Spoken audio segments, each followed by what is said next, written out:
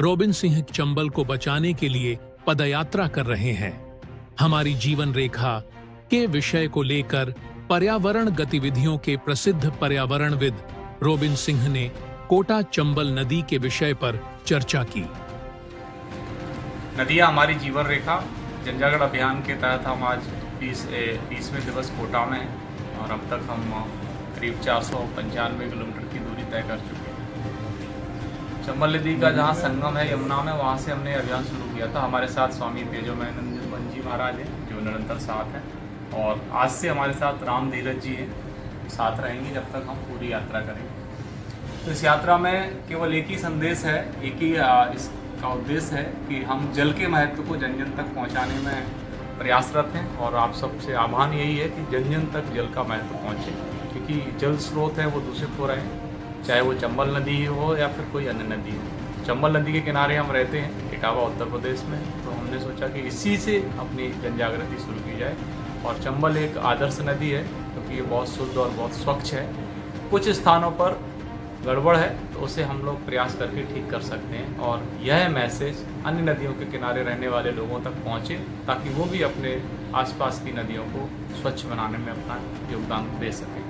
आगे आने वाली पीढ़ी के लिए और वर्तमान में भी जल के बिना कुछ भी संभव नहीं है, तो जल चाहिए ही, और वो हमारी आवश्यकता है और हमारा कर्तव्य भी है। तो जल के प्रति हम सबको संवेदनशील होने की आवश्यकता है। आज हम अपने जिला के संयोजक जी आदरणीय वेद प्रकाश जी के साथ हैं, उनके आवास पर हमारा अभी जलपान हुआ है कोटा के अंदर। यहाँ से आगे बढ़ेंगे उद्गम की ओर।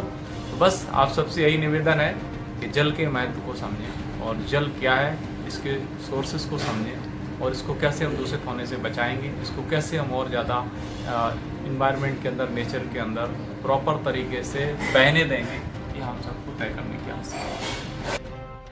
कोटा के लिए जिस प्रकार से ये नाले नदियों में मिलाए जा रहे हैं, इसके लिए आप कुछ कहना चाहेंगे?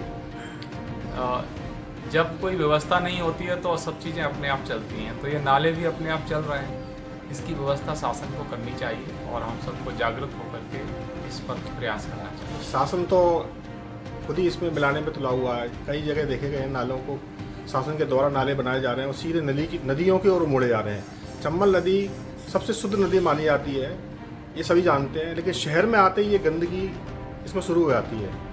तो आप कोटा में आएँ तो थोड़ा सा कोटा के लिए एक संदेश देके जाएं, शासन प्रशासन और यहाँ के जो जनप्रतिनिधि हैं।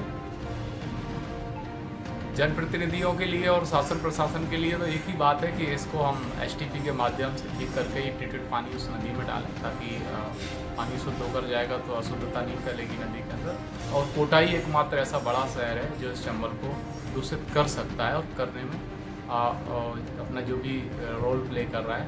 तो इसको अगर हमने ठीक कर लिया तो हम पूरी चंबल को ठीक कर लेंगे, और इसको हम कर सकते हैं और करना भी चाहिए।